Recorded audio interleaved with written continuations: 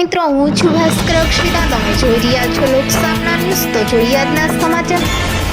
જાફરાબાદથી અમારા રિપોર્ટર અકબર સૈયદ સાથે. અમરેલી જિલ્લાના જાફરાબાદમાં 14/8/2026ના રોજ એક શામ શહીદો કે નામ કાર્યક્રમ યોજવામાં આવ્યો હતો.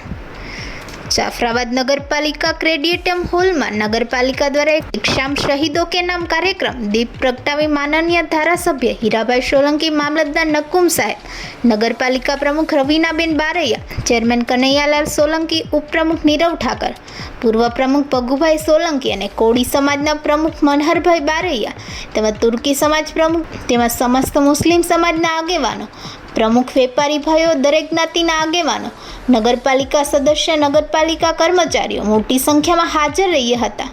તેમજ કલાકાર ભાવિક ત્રિવેદી, રાશિભાઈ રાજ્યગુરુ અલગ અલગ રાષ્ટ્રીય ગીતની સાથે એક શામ શહીદો કે નામ પર કાર્યક્રમ રાખવામાં આવ્યો હતો.